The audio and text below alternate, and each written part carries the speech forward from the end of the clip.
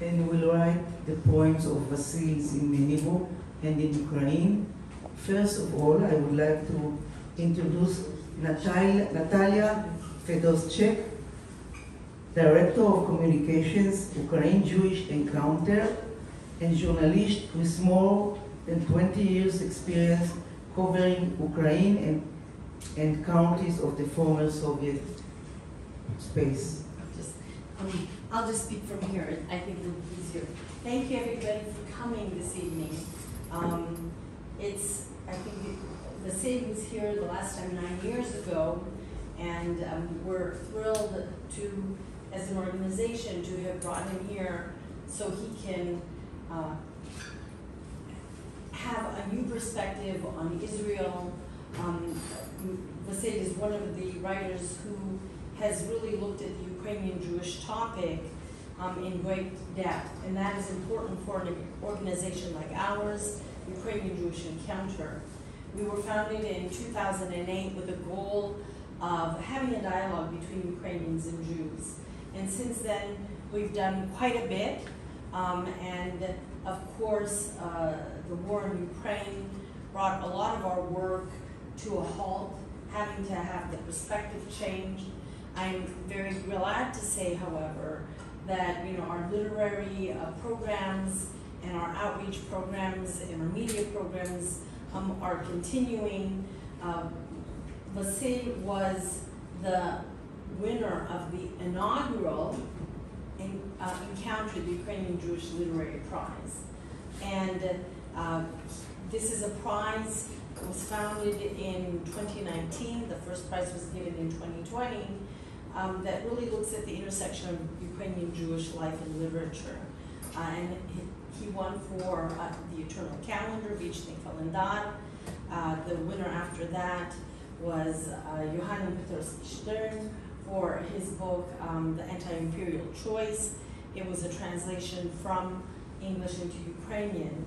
And this year, judgment is going on for the next book, because we are going through its fiction and nonfiction in alternate years.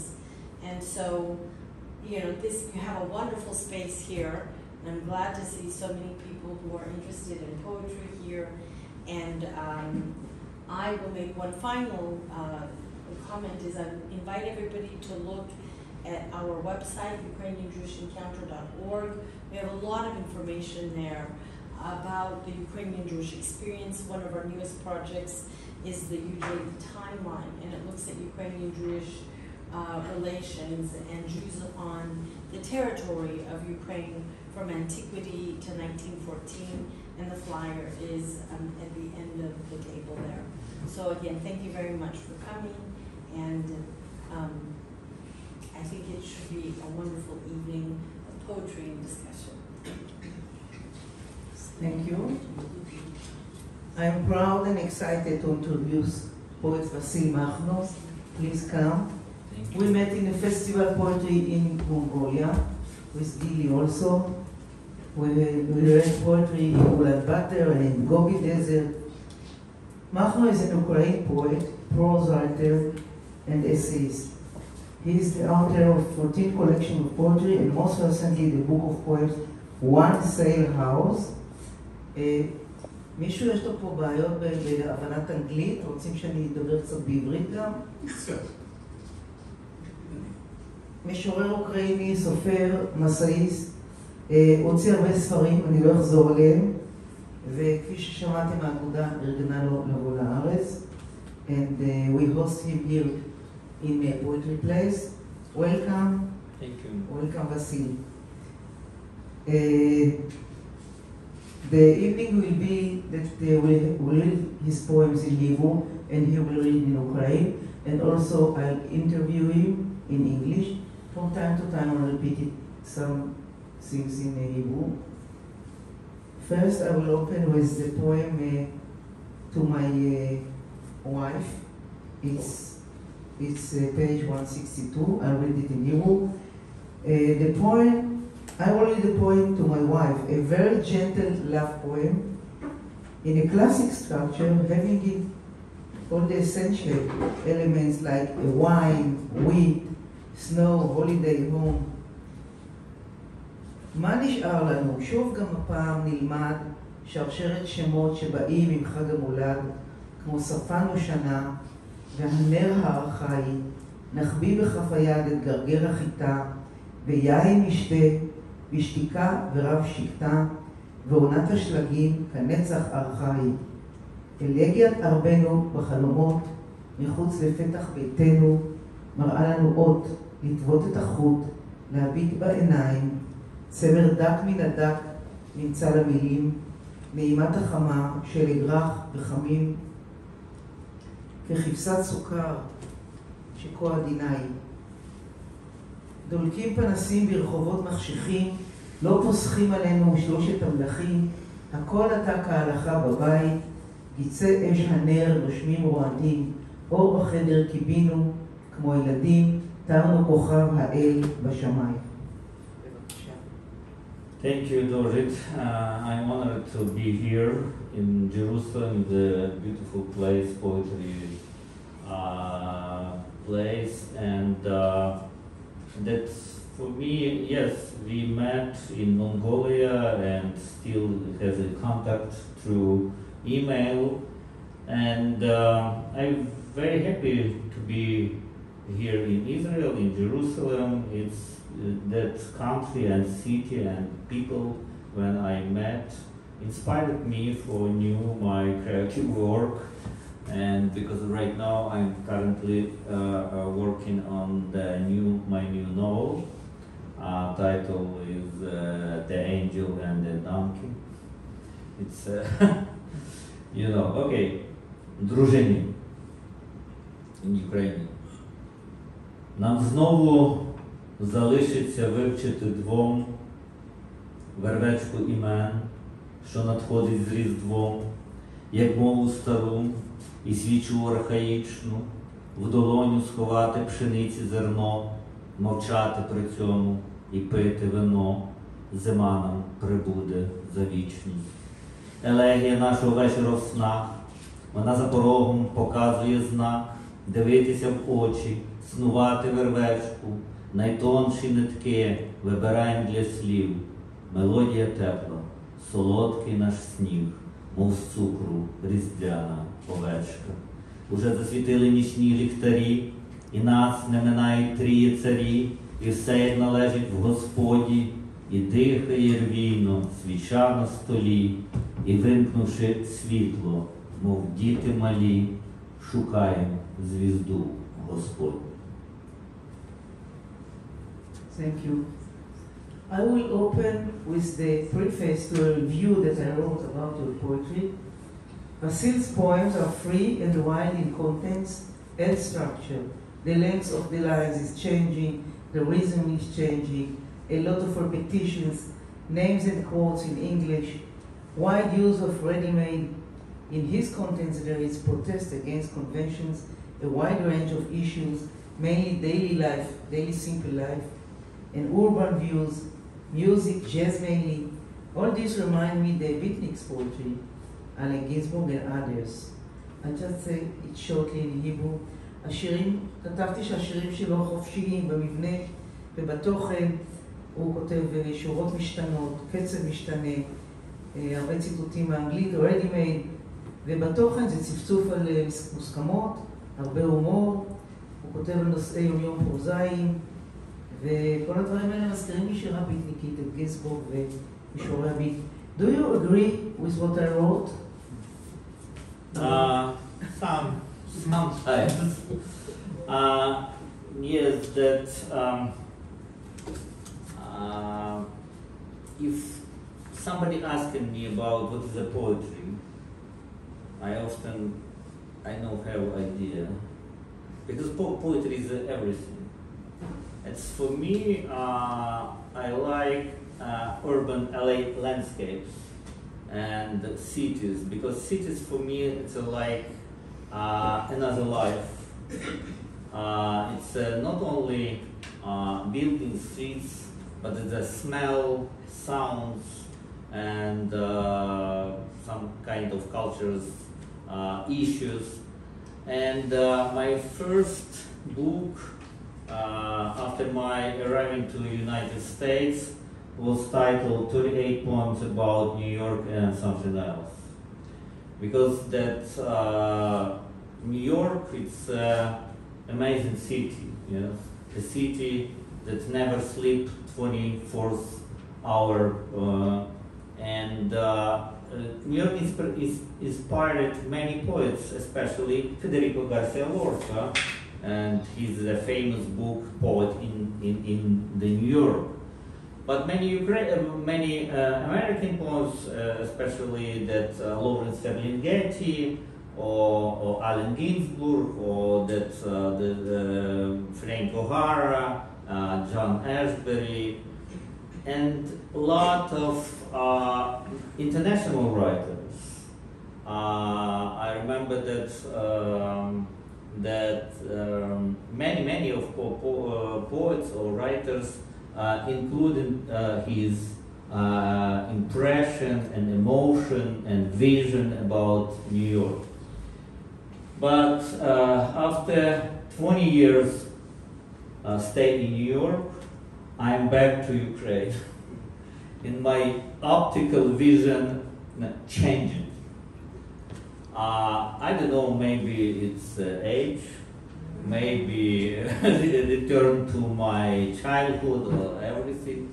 And I like, and today it's for me very important to see on the Ukraine, not only about that about that war, but currently war. It's a very tragic event in Ukraine modern history, of course.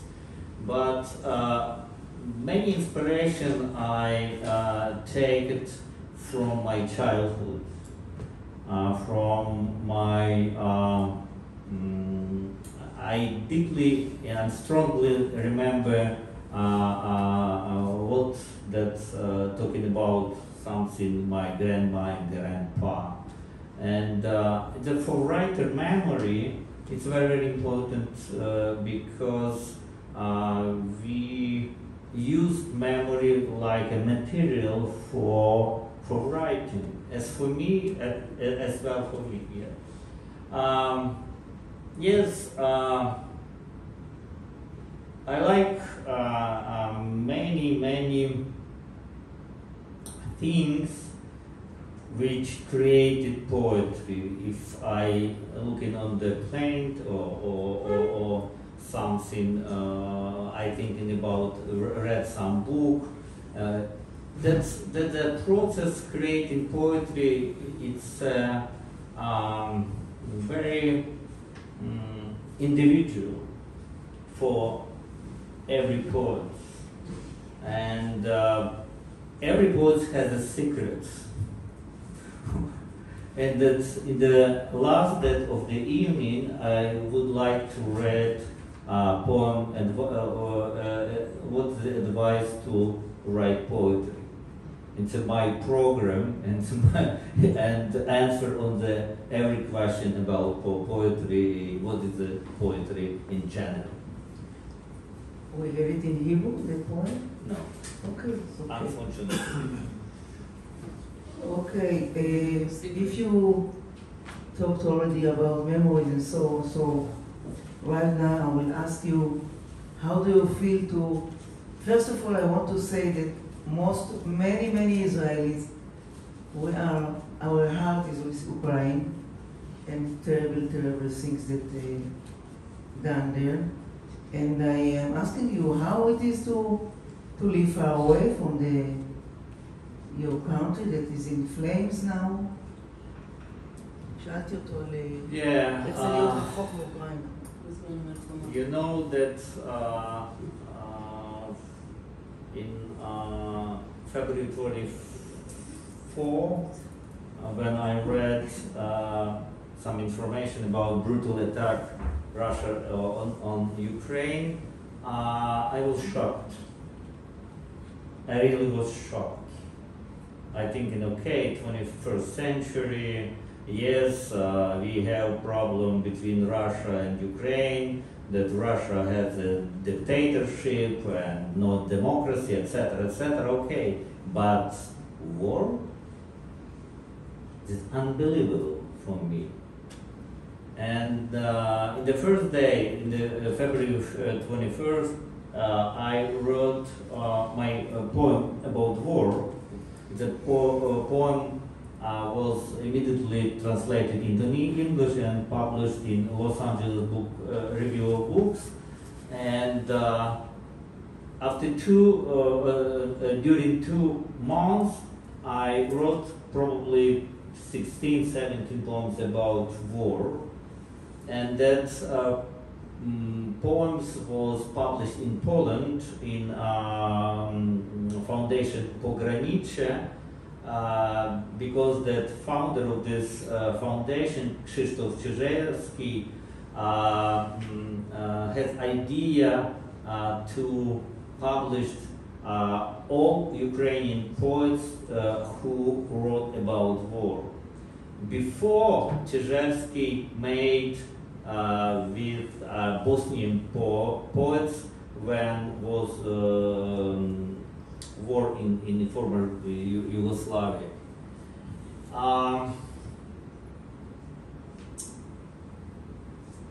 Yes, I understand that even poem or essay doesn't stop any tanks, any bombs, any rockets, etc. But I think that that situation in culture, in literature, in Ukrainian, contemporary Ukrainian literature, is very, very impressive for me, because many poets and from young generation as well write very good poems about war, against war, and that foreign publisher collected these poems in anthology or books and published in the different languages. The first anthology of Ukrainian poets about war was published in Georgia, in Tbilisi, in the former, Georgia is the former Soviet Republic. And then in the Western Europe and around the world. I think that's a cultural front against war. And many Ukrainian writers, especially me, we understand that our impression, our poems about war is our society and readers needs that, because war, not only tanks, not only battle, etc., and every one has a soul, and everyone needs words. Just very short in Hebrew. הוא גר בניו יורק, אז שאלתי אותו איך זה להיות רחוק מהארץ שלו, שעולה בלהבות. הוא אמר שבהתחלה הוא היה בשוק, אמר בסדר, יש בעיות, הוא לא האמין שזאת תהיה מלחמה, והוא כמובן מזועזע. הוא גם מבין ששירים ומסות שכותבים לא יכולים למנוע מלחמה, אבל בכל זאת, הרבה כותבים שירה נגד המלחמה, יצא אנתולוגיה בגיאורגיה ובארצות הברית, והוא חושב שהקהל כן צריך את זה, לקרוא שירה שהיא נגד מלחמה. I would like to invite Gili Chaimovich.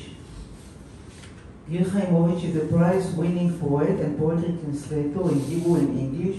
She is the author of 10 poetry books, including Promised Lands and the multilingual one-poem book Note. Her poetry is translated into more than 33 languages and featured worldwide. אני מזמינה את גילי חיימוביץ'. אנחנו נצטרך עוד כיסא, כי אני לא רוצה לרדת ולעלות כל הזמן. זה לא בשבילי. את יודעת? הנה, תודה.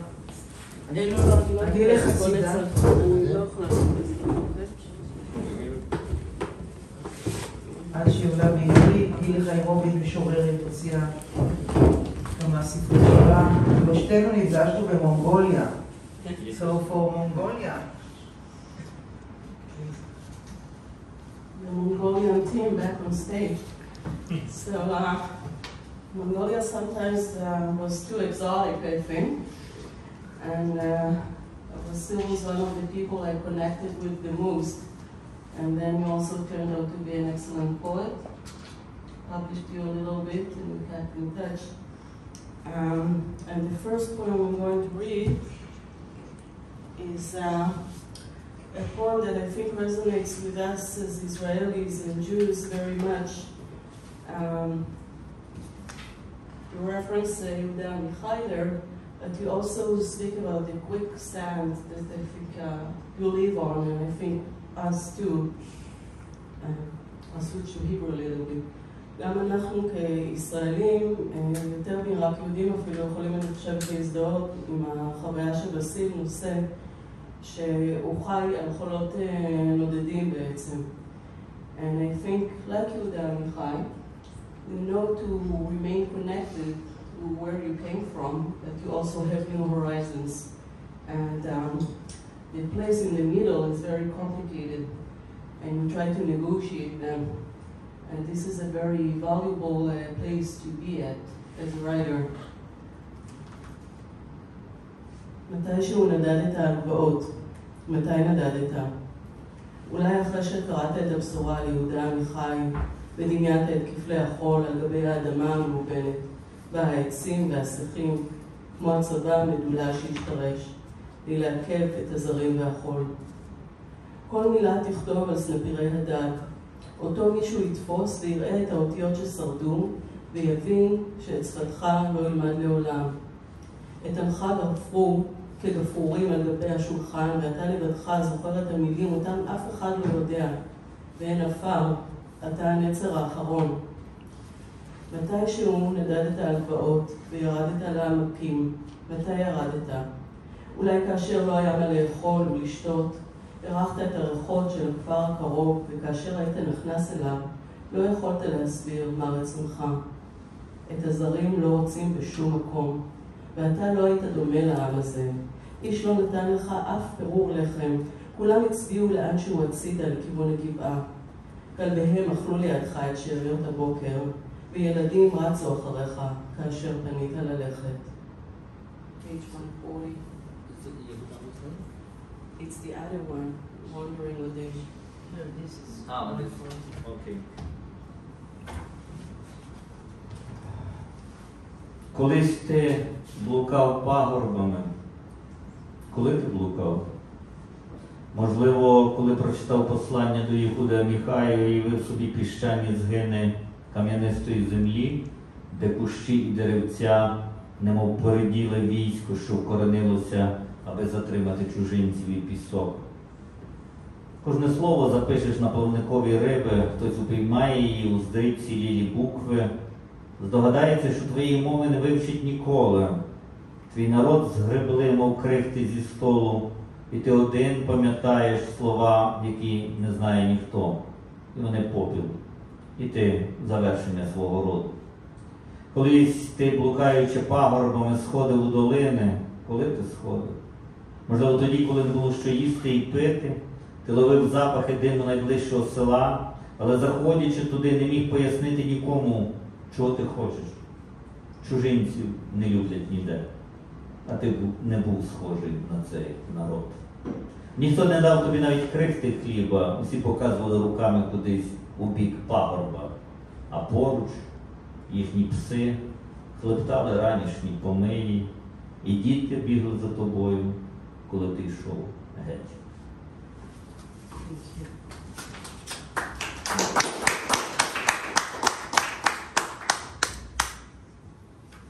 This is an opportunity to say that most of the translations that I read today are done by Alex Aderbuch and were published in מאזניים.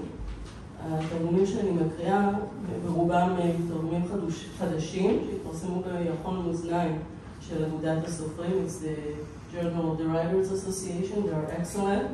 And I think it's also a sign that Vasyl was recognized for the quality of his poetry before the war. You're now like on a double duty here, but it shows that you widely translated for your work, first of all, and now we can benefit from the inside look that you give us. And I'll read another poem. This one is not from the Hebrew book, Fred, Chut, בעברית.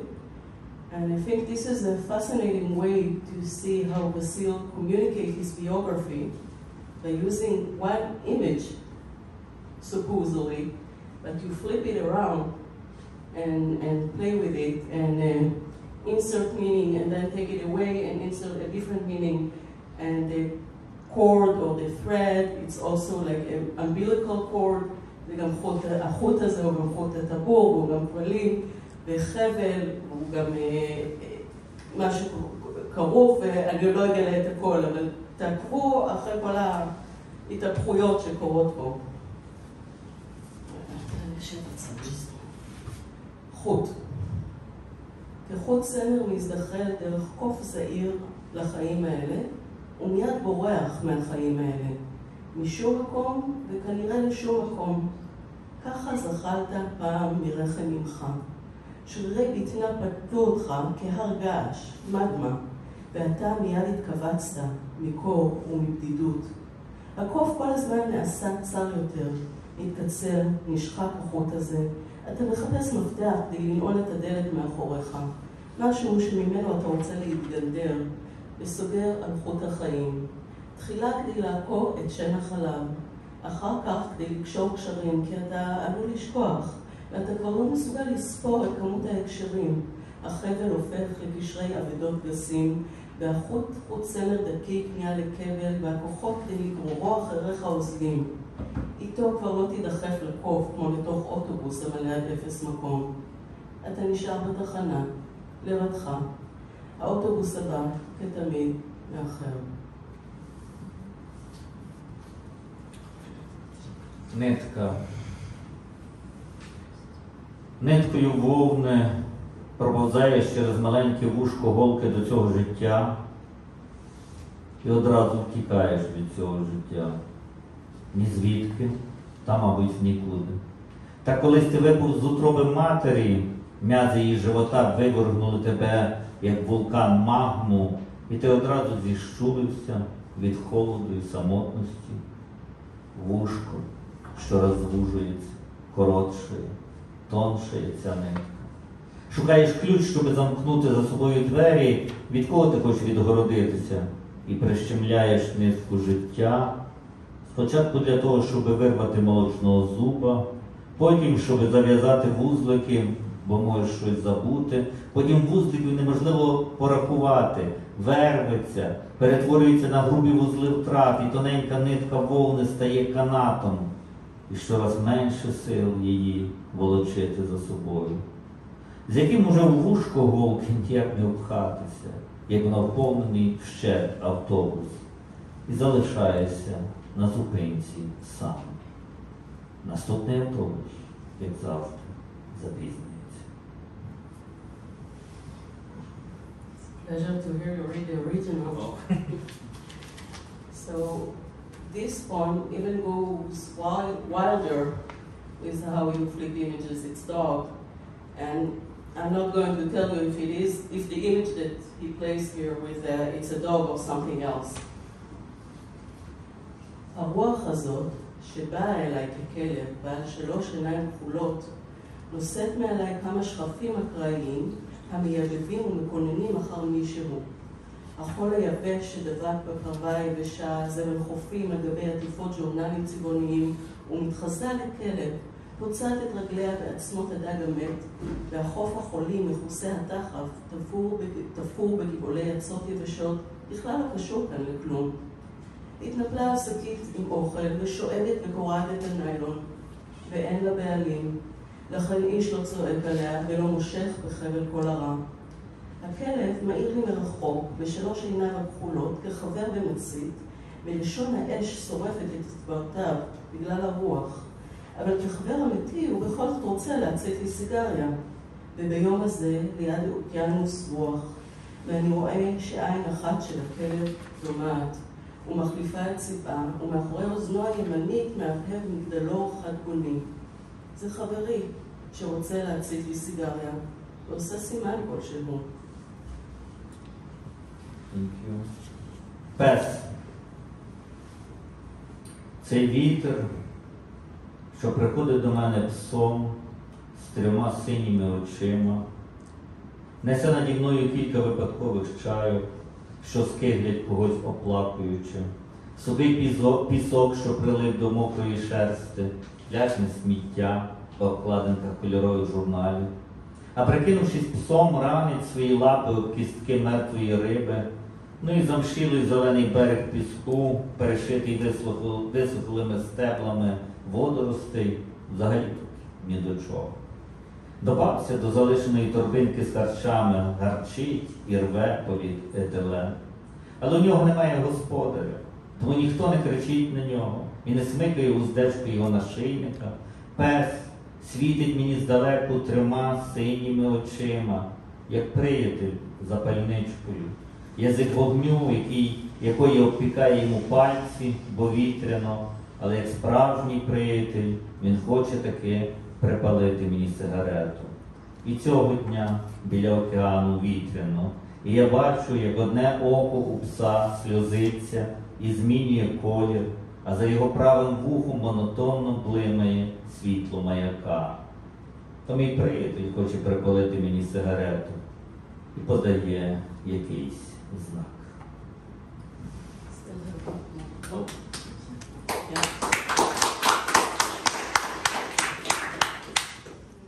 I still would like also to read something from the book, and another feature of your poetry is that you have very stormy dialogues with other writers, and I think, of course, as a writer you occupy the role of a foreigner, and being an immigrant gives you this, again, you're like a double agent, right? In the land of foreigners, and it gives you a different overview over that. But you refuse to be sentimental, I think. So you prefer even to kick your history in the balls and not be sentimental, although you're so connected to it. And this is something that you also negotiate, I think, with the writers that you read. That's why you're not always very willing, I think, to admire them, even if you do, at least you won't admit it. But they do deserve a poem here and there. So this would be ballad over 8 poems. Is it Siegfried Ben? It's page 105. בלדה על 8 אולי אני צריכה לתרגם? לתרגם מה שאמרתי? אוקיי. בלדה על 8 שירים. אמרת הכנף של המשורר הגרמני גוטפריד בן, לפי כל משורר ישאיר אחריו, וגם זה בצירוף הנסיבות המוצלח ביותר, רק 8 שירים, הורסת את כל החשית לכתוב, כאשר לפנות בוקר, במחשב הלוהט על הדגל הלבן במגרש הכדורגל, הסמן הנבלה שכמותו, פורץ בעינו היחידה המאהבת, הוא השחקן הבודד, בין שיחך היחיד. אתה שואף את האוויר הדוקרני של ניו יורק וחושב. אולי גוטפריד בן הזה הוא אידיוט, אשר לעת זקנתו שפך מררתו על השירה והמשוררים, כי זכר רק את האושר העכברי של ילדותו. 8 שירים כבר כתבת פעם, נחשו לך. כתבת כבר יותר מ8 שירים. אפשר לקחת מנוחה? אבל למה אינך בוטח אפילו ב8 השירים הללו? Thank you, Gili. It's a very ironic poem. I think that every poet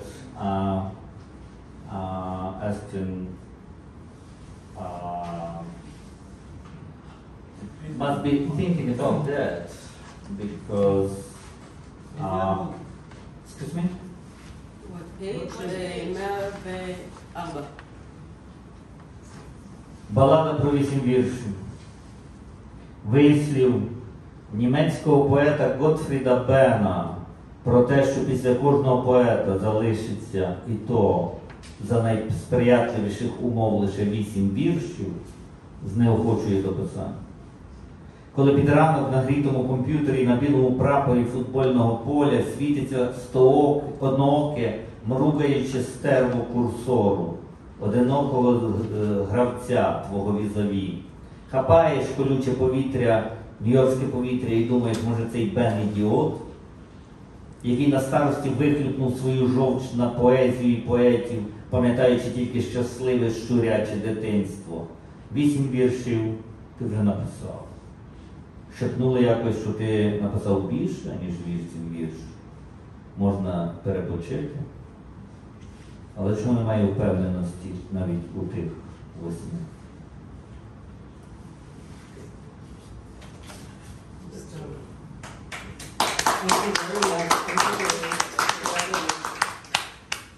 Thank you for the humor in your poems, not just for the wars and all that. Thank you for being here. Thank you for reading. Thank you, Gili. This is a book that it's translated to Hebrew, פרשנות פרטית להיסטוריה. I like it very much, and that's the reason that I also invited Vasyl. And you have it for sale here, very, very cheap price. Now I read a poem about יהודה עמיחי. שיר על יהודה עמיחי, זה יהיה בעברית, השיר יהיה בעברית, בתחילה. ואחר כך נדבר על הקשר שלו אלינו. יהודה עמיחי, הרברט הביא אליי את יהודה עמיחי, שיבשתיו כצמח להסבייה, והשארתיו תחת השם קקטוס צבר, אף כי עמיחי נולד בגרמניה, והצבר הוא יהודי שנולד בארץ הקודש. העלה עמיחי היה מונח זמן רב באיזה ספר גרמני על הסוריאליזם, וסוף סוף הדיף אליי ריח אבני ירושלים, ופיזרתי האבנים ההן בשירים, כמו כתמים שחורים על בד לבן, והן התכסו בעזובים ירוקים בספר הגבעות והשעות. סנדו דוד ומרגלית מתתיהו, I know her, סיפרו לי על עמיחי כאשר יחד עם סנדו נסענו לבית הכנסת בנובי סאד, ועם מרגלית ישבנו במסעדת מלון קזינו, טבלנו לחם לבן בדבש שניגר על אמותינו עד המרפקים. בערב לזכרו בניו יורק, שעה שהוקראו שיריו, לכל אחד חולקו עותקי השירים בשתי שפות, עברית ואנגלית, וכל הקהל זימר את צלילי העברית, כאילו כל אחד לפני כן מילא פיו זיתים במזנון. בערב ההוא ניתח גשם זלעפות, לא היה שום סיכוי לתפוס מונית, המטריות התפרצו להיחלץ מהידיים ועפו יחד עם בעליהם במבואות ניו יורק יוניברסיטי, ולא היה את מי לשאול איך מגיעים לרחוב שבו ממוקם ג'וי סנטר. סטודנטית אחת שפגשתי באקראי ברחוב ריק מאדם, הצביע לי אל הבניין שסביבו חגתי בחוסר ישע חצי שעה לפחות, בשעה שדיברתי איתה, הרוח חילצה מטריה מידה, ורצתי אחרי המטריה ההיא, כי הרגשתי אשם. והיא עמדה מחייכת בגשם. So beautiful. Thank you. יהודה עמיחי. Герберт перевів до мене Ігуда Міхая, якого я засушив як гербарій, і залишив під іменем кактуса Сабра, хоча Міхай народився в Німеччині, а Сабра – це євреї, народжені на святій землі. Листока Міхай довго пролежав у якомусь німецькому виданні про сюрреалізм і нарешті запах мені камінням Єрусалиму, і я те каміння порозкладав у віршах, як чорні мітки на білому полотні, вони поросли зеленим мохом у книзі пагорбів та годин. Санду Давід і Маргарет Матад'ягу оповідали мені про Аміхая, коли з Санду ми їхали до синагоги в Новому Саді, а з Маргарет у ресторані готелю Касіно умочали білий хліб у мед, що стікав по руках аж до ліктів. У Нью-Йорку, на вечорі його пам'яті, коли читали вірші, то кожному роздали копії тих віршів двома мовами – іврит і англійська. І вся зала виспівувала звуки івриту так, наче кожен перед тим набрав повен рот маслин у буфеті. Того вечора була страшенна злива. Що годі було впіймати таксі, парасолі виривало з рук і вони літали разом з власниками в околицях Нью-Йорк-Юніверситі. Ні в кого було запитати, де ж та вулиця, де розташовано Jewish Center. Одна студентка, яку випадково я зустрів на порожній вулиці, вказала мені на будівлю, навколо якої я безпорадно кружляв півгодини. І коли ми розмовляли, з її рук вирвало парасолю. І я біг за тією парасолею, бо почував себе винним. А вона стояла під дощем, усміхнена. Thank you. קבלת השבת בצפת ליוחנן פטרובסקי שטרן. באה השבת לגליל בין הערים עם נרותיה ומילותיה, בבתי כנסת היהודים מזמרים, העיר ריקה, בתי עסק סגורים, זאת השבת קבלו את פניה. המילים ששרים כאן על הגבעות, בספרים ודברי נביאים, בקודש שוקדים, נושאים מובאות, נושאים גם חרגולים זמירות גבוהות, גם עקעקים קעקים ועורבים.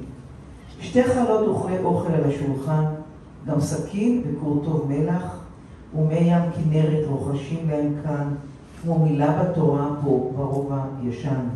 כל תבשיל בבית שומע, החסיד כאות בכתב מרובע, שבדיו הלך נכתבה היא. מנית חרוזי הפיוט בקולו שגבה, הוא יודע, שומעו האל שבא הלום ממרומי השמיים. ובכל אבן באפשת הבדים, בהמיית היונים הנרגשת, כל כסף נושא עם חסידים, ומביט אל הערים העומדים, מכוסים ביערות ובדשא. ועטף רצים ברחובות שקטים, ונרות השבת דולקים, שאלו שאלות שצצות לעתים, אפשר לזרות מלח על הפיוטים, הם כה עסיסיים וכה מתוקים. Субота у Цфаті, Йохананові Петровському Штерну. Субота у горах, у Галілеї, словами і свічками. По синагогах співають євреї, порожньо в місті, зачинено бакалеї, субота між нами. Слова, що співають на пагорбах Цфату, в книжках і пророках, торкаються тори, звивають цитати, співають за ними місцеві цикади, ворони й сороки. Дві хали на середнім столі прибори, і ніж, і дрібка солі, і поруч шумить Галілейське море, мов слово записане в згорткові тори у страві з квасолі. Хасид, наче літера темна з івриту, вогка, як чорнило, читає псалом і розхитує Риму. Він знає, Господь саме цими дверима, душею і тілом приходить в суботу, голосом горниць, камінням, запахом хвої, співає з хасидами срібним горлом і дивиться мовчки, як рояться гори і будяки з травою, як діти біжать по камінному Цфату, як свічка горить в суботу, як можна про все на світі питати, і сіллю слова у псалмі посипати, такі соковиті, такі солодкі.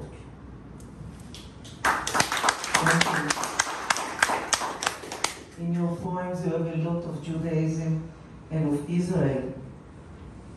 Yeah. Maybe some, but can you tell us about your closeness to us?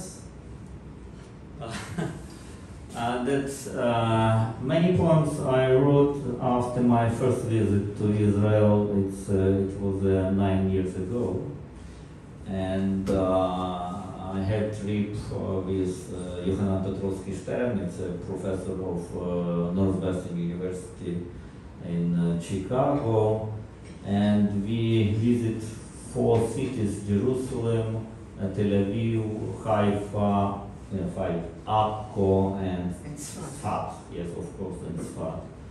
In the Tzfat, I stayed in the hotel with Yohanan and many Hasidim, and we celebrated Shabbat. That I was one of not Jewish and not I'm goy, right? And going, and asked to Yohanan, okay, what can I do? Okay, don't worry, sit in, I know everything, it will be okay. No, great. Why that many poems are reflected on that Judaism, etc. Because it's a holy land, right? And that's for me my vision. I guess that's very important for every culture, not only for Israeli culture and another in Ukraine as well. The first of all. The second, I'm personally open to another culture. I'm interested in another culture, and I wanna provide dialogues with Yehuda Amichai or Yochanan Petrovsky Stern, etc. That's why I write about different countries and different cities and different cultures. It's my point of view, and it's very interesting for me. I always open some kind of new. If I met people, if I saw some buildings or read reading books, and that for me my visits, currently visit to Israel, will be also some like a basic of a new my pieces about Israel and about Holy Land, about Jerusalem, etc. שאלתי אותו על הקשר אלינו, הוא אומר שזה דבר זר שמעניין אותו, והארץ הקדושה היא חשובה לכל הדתות, אבל אני עוד הולכת לי לחוץ אותו. But are we special? Do you have special attitude to us? Or we're like Buddhists, something foreign that you are interested in it? Of course, I'm interested in Buddhism and etc. Christianity, of course. But it's for me, in my new novel, I will describe some kind of story about Ukrainian writer who lives in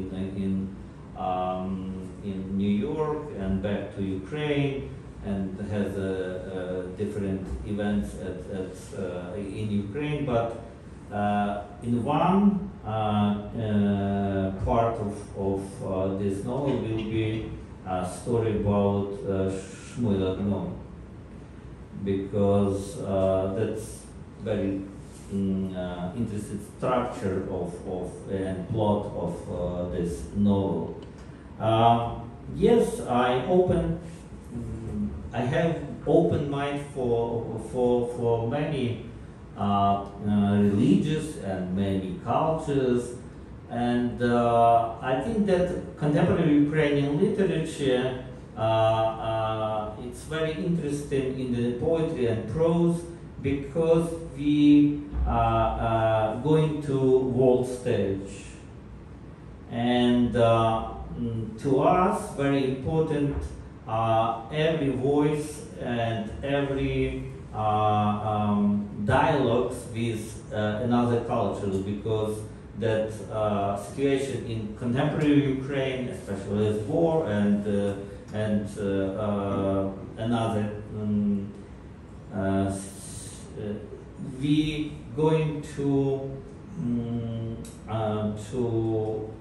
understand each other, and literature, as for me, on my opinion, it's a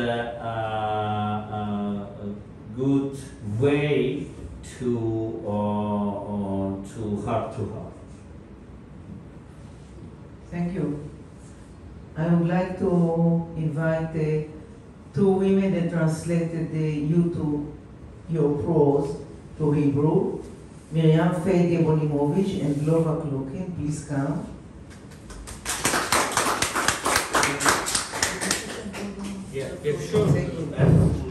Miriam-Feyga Bunimovich, culture and literature researcher, artist and translator, an alumna of the oldest university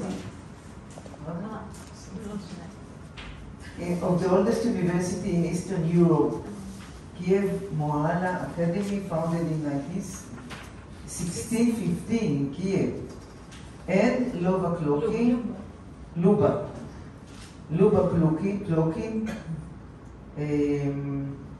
translator and editor, have a second degree in grammar and editing from the Hebrew University. Please. Good evening. I'll first talk about the story of my relationship with Vasyl Makhno. We met for the first time in person during his first visit to Israel about 9 years ago when he was reading poetry at the Hebrew University. But I first got acquainted with his New York collection of poems as a third-year student of literature and culture in Kiev Mohila Academy in Kiev. And this book was introduced to us students by Vasyl's student, who was my professor in literature theory. So we kept in touch with Vasyl since then, and I was honored to hear from him about writing new pieces, a collection of Jerusalem poems, and also starting to write short prose, and then bigger prose. So I was honored to witness how his inspirations that he got in Israel were transformed in a literary text and his metaphoric writing. It was amazing.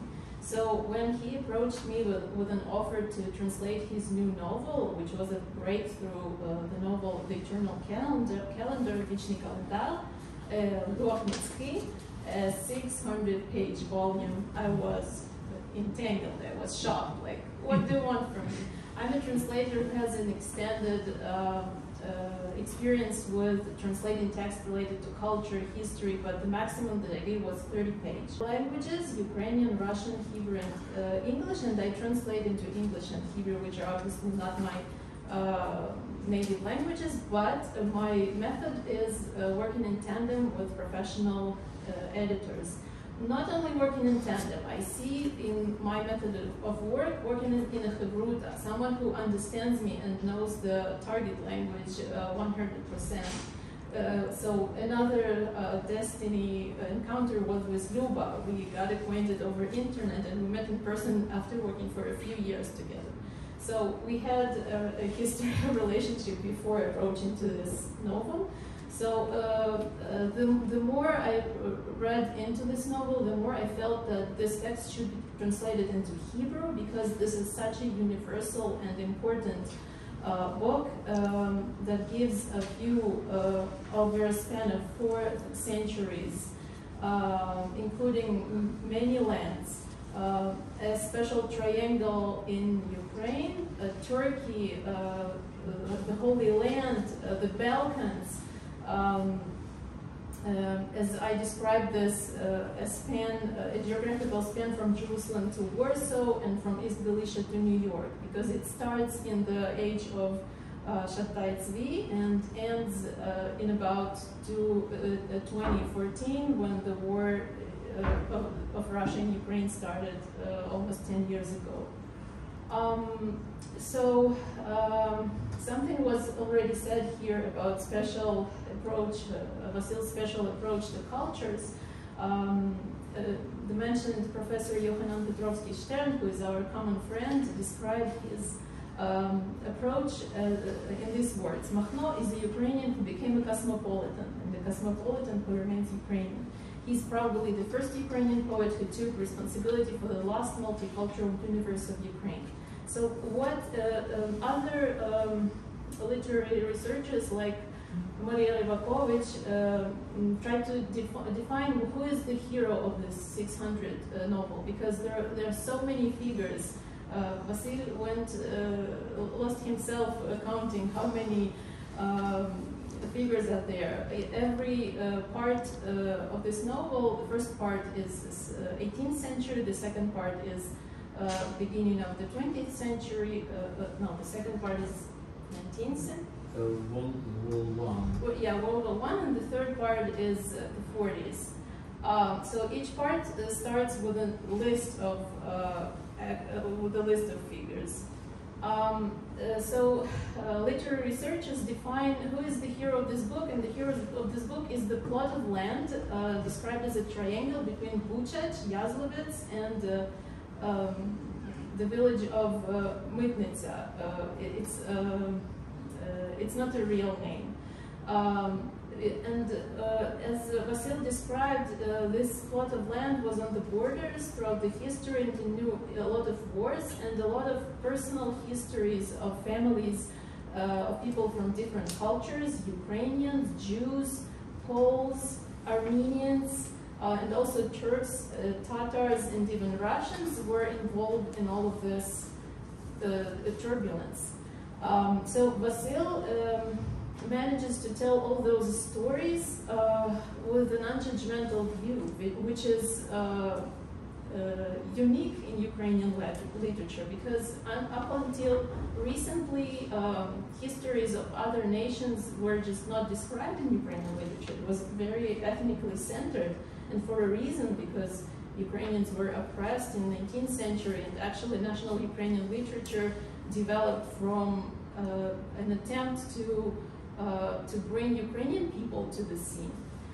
So only recently there are such attempts, like Sofia Andruchovich's novel, including a narrative about Jews. But the creation that Vasyl made is really something overwhelming, with a lot of details from material culture, which I enjoy when I do translations, whether it is a film, some material for art festival, or poetry, or a novel.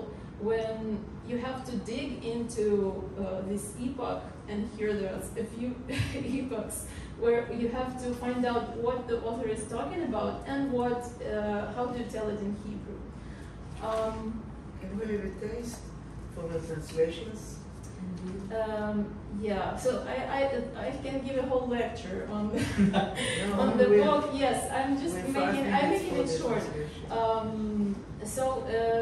At the moment we've translated a little epitome from these 600 pages. It was a separate process to combine those fragments in order to interest local Israeli publishers.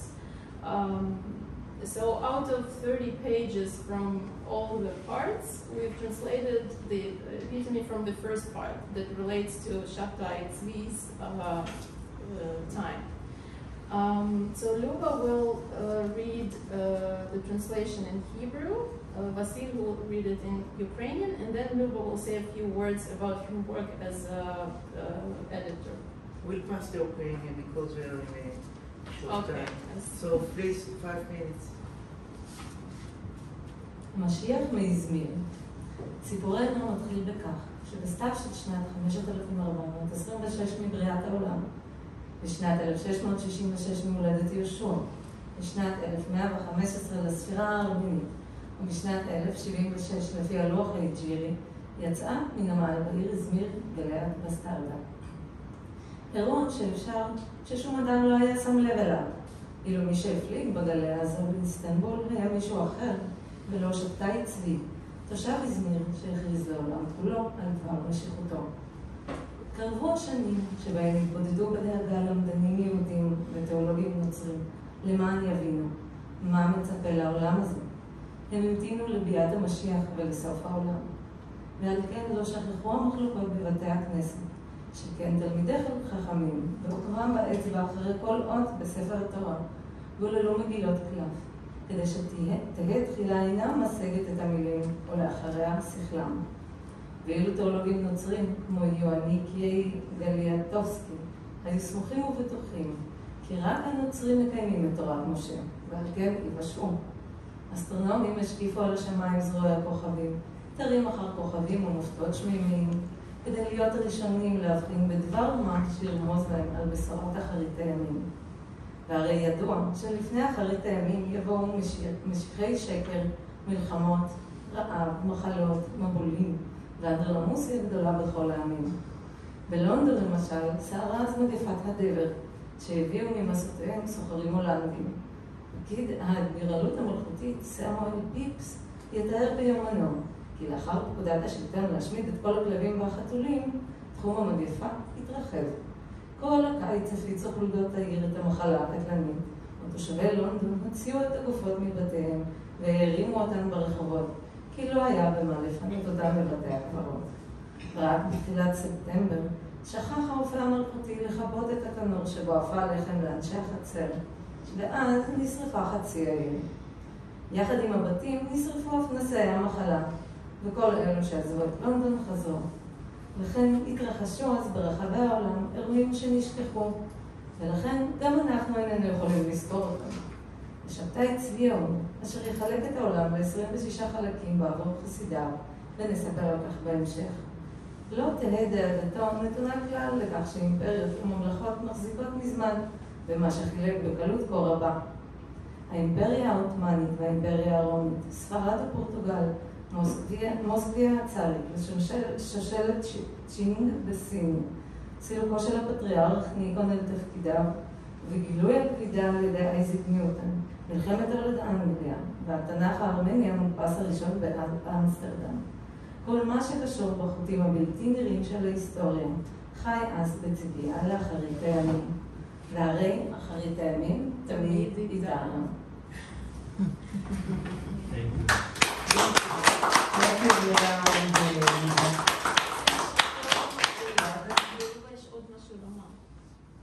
Next time, we're short of time. I want to invite you, Nadia Adina Rose, immigrated from Russia, Israel when she was 22. She is an artist and an author. She writes poetry, teaches art, and illustrates books. Her first book, poem Snow Ink, was published in Eli Konafit, Israel. And please, Nadia will read First of all, her. I do something. I want to say. First of all, I want to say sorry about my 1,000 mistake in English, but I try anyway. And I want to call your poem. פרשנות פרטית להיסטוריה. היו עמים אשר פנו צפונה, ואחרים הדרימו. הפרידו ביניהם אלפי שנים. רק אלה שתמיד הלכו קדימה, הותירו אחריהם ערים, כפרים, קברים וכלי מטבח שבורים. ואלה שאיחרו אספו בעקבותיהם את הדממה. קראתי את כל זה בספר מקושט בפינות הכסף, ובפריפה ננעלת במפתח. ולא השכלת להבין לאילו עמים תשייך את עצמך. על רוחות פרצים אשר נוצרו לפני אלפי שנים, כשחלק מהעמים פנו צפונה ואחרים הדרימו, שמורות רק ברוחות המדברים.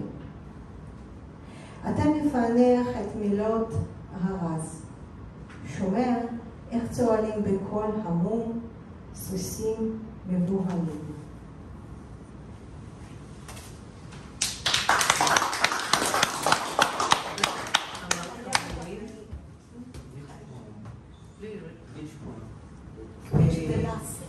Last one? Yeah, about the history.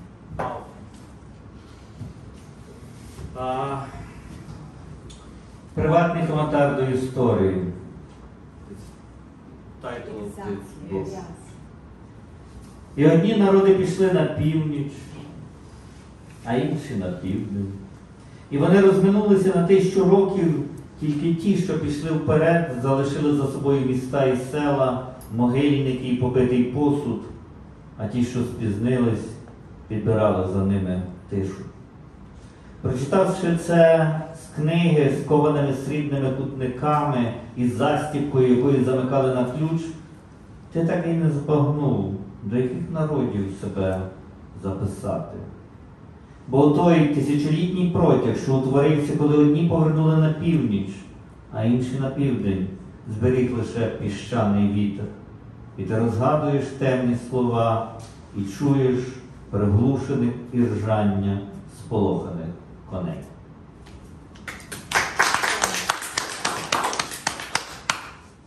Before a few years, I've been in a poetry festival in Lutsk, and they asked me all the time how we live here in a war, you know, with terrorist attacks and all this stuff.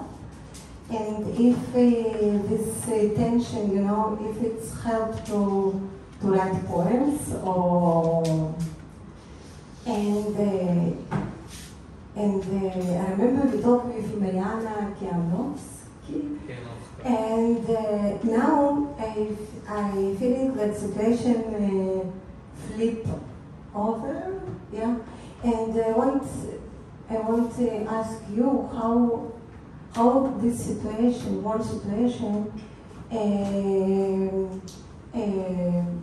Enable, משפיע, influence on your writing, yeah. I told about before I know. that I think that Ukrainian literature is mobilized on the war. Every Ukrainian writer, many of them are right now in the front. Many of them working like volunteers. Many of them write poems and prose pieces. And I think that all Ukrainian society and members of society mobilized because we have untypical situation.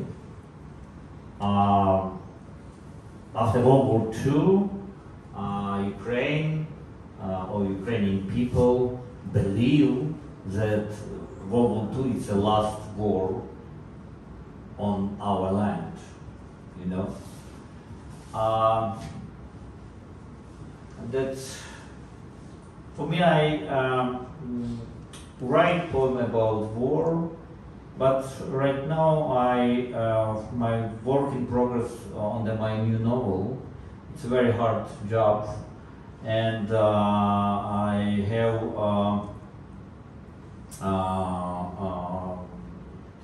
I must be sent my manuscript to publishing house in the early 2024, and I don't have time because I think that novel very important for me. It's about war? Not about war, that's about life, and about death, about everything, about because you know, if poetry reacted on the war immediately, the prose for prose, in my mind, in my opinion, must be we need time. For sure, yeah, I can understand. We need time to understanding what happened. What happened in the world, what happened in the Russian Federation, and what happened with the Ukrainians, because many Ukrainians change point of view on the Russia, on the Russian language, on the Putin regime, etc., etc. Yes, we have destroyed our land, we have death, we have refugees, we have that our population in our country is right now smaller, probably 28 million, and 8 or 10 million is lives abroad in the Europe and other countries. We must also thinking about what happened. It's a tragedy not only for Ukrainians, it's a tragedy in the whole world, because that every person who lives in Israel, in United States, Canada, etc., understanding that battle on the territory in Ukraine, it's a battle between the